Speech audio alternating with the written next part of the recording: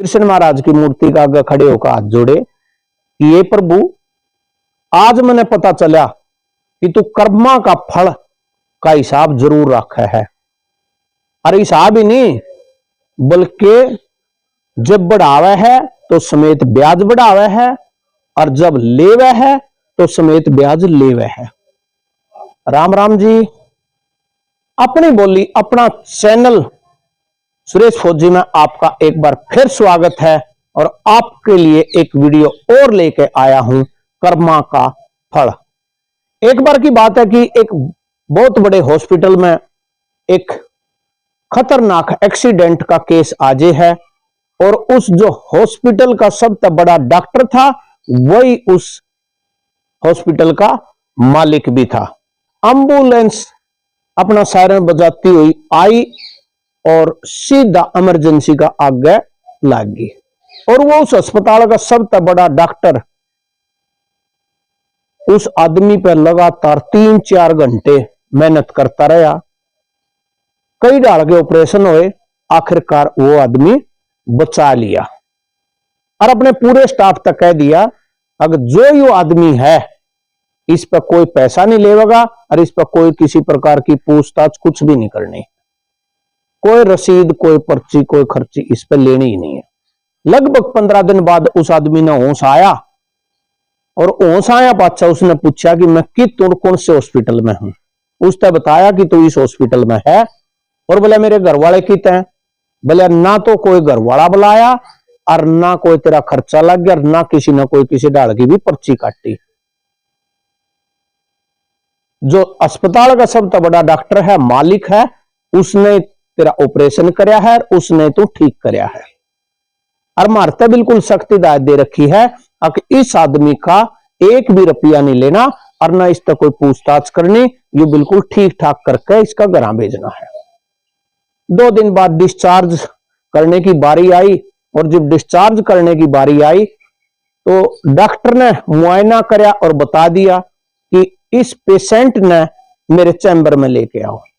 Wheel chair पर बैठा कर वो पेशेंट चैम्बर में ले आया गया। जब वो चैम्बर में पहुंचा तो उस पेशेंट ने अपने दोनों हाथ डॉक्टर का आगे जोड़े और बोला, डॉक्टर साहब इतनी बड़ी मेहरबानी मेरे ऊपर किस तरह। तो डॉक्टर बोला कि तू मैंने जाना है, ध्यान से देख। बोला ना जी मैं तो नहीं जानता। बोले ध्यान से देख, तू मैंने जाना है। फिर उसने देखा, बोला थोड़ा थोड़ा याद तो आवे, पर मैंने न्यू नहीं पता कि तू देख कितने क्या है।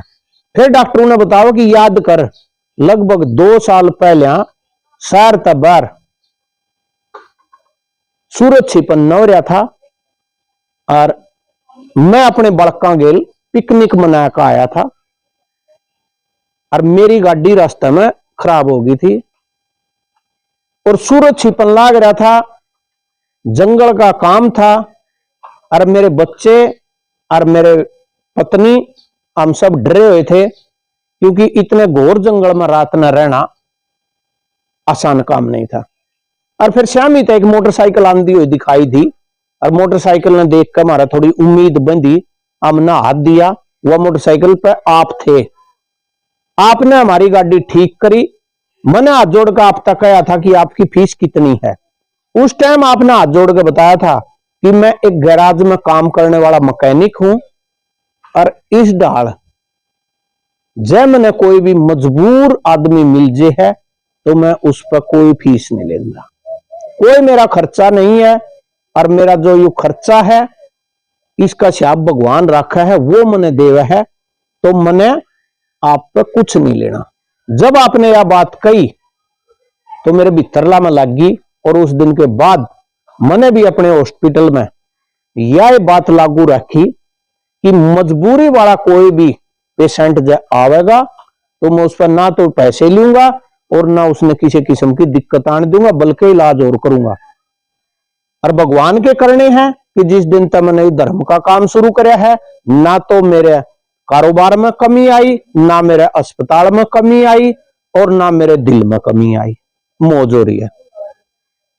तो जब आपने इतनी मजबूरी में मेरा पूरा परिवार बचाया था, तो आज मैं आप पे या फीस कैसे ले सकूं। उस टाइम उस मैकेनिक ने अस्पताल में तो जान दो श्यामी कृष्ण महाराज की मूर्ति का आगे खड़े होकर हाथ जोड़े कि ये प्रभु आज मैंने पता चला कि तू कर्मा का फल का हिसाब जरूर रखा है। अरे हिसाब ही नहीं बल्कि जब बढ़ावे है तो समेत ब्याज बढ़ावे है और जब लेवे है तो समेत ब्याज लेवे है। दर्शकों इस कहानी से एक शिक्षा मिला है कि अगला जन्म और पिछला जन्म का कोई चक्कर नहीं, हमारे कर्मा का फल हमने इसे जन्म में मिल जे है। किस रूप में मिलेगा, किस विधि मिलेगा और कब मिलेगा, यह सारा ऊपर वाला पे निर्धारित है। यह कहानी तुमने कैसी लगी कमेंट करके जरूर बताइयो। इस वीडियो ने लाइक करियो, शेयर करियो और मेरे YouTube चैनल सुरेश फौजी ने सब्सक्राइब जरूर करियो। जय हिंद, जय भारत।